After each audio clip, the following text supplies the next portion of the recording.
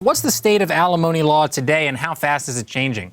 There is a nationwide trend against long-term alimony, mostly because of changing economic times. When alimony, lifetime alimony, or we call it permanent alimony, was really first enacted, it was really to help primarily women who had sacrificed their careers to raise the family, while typically the husband pursued his career and became successful and was a large earner, and now a divorce after, say, 15, 20, 25 years left the wife unable to support herself in a certain standard that had been established during the marriage, and therefore the husbands were required to maintain the wife with long-term alimony or permanent alimony. There is a trend against that because of changing economic times. Florida has the legislature just passed a bill here to eliminate lifetime alimony or permanent alimony, but was vetoed by the governor because it had retroactive application. It would have allowed and I'll just say husbands, but it's supposed to be gender neutral, but would have allowed husbands who have been paying lifetime alimony pursuant to a settlement agreement or a court judgment to come back to court and say, I want it eliminated because it exceeded the length of term that was prescribed under the new bill. But that was vetoed by the governor, but it's going to rear its head again, and we'll see it again next session. And tell me a little bit more about how, just across the country, how effective these campaigns to change the rules have been. I mean, is it widespread change that we're seeing, or is it pretty isolated in certain circumstances? It is widespread. I mean, it's starting with the most progressive states. I mean, I was talking to Ardryenn about this earlier. California usually leads the country. Even Texas now has eliminated permanent alimony, and there are a bunch of states that are going in that direction.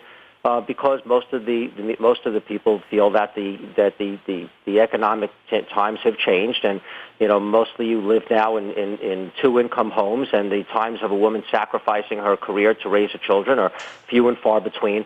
One of the things that is a problem, though, is there's so much disinformation about the atrocities of alimony laws and how they're being applied.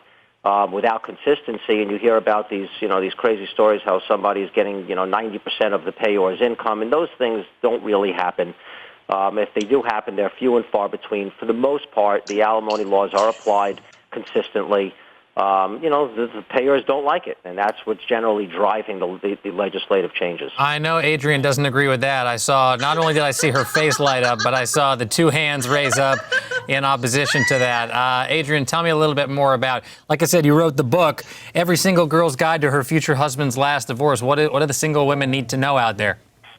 Well, so the issue is I audited 1,000 divorces across the country, and I can emphatically tell you that that is not true. They are still applying it. A matter of fact, it was just applied in a divorce done in November by a military guy who was not just the breadwinner. The wife worked too. She has a full-time job, and yet she was still awarded lifetime alimony.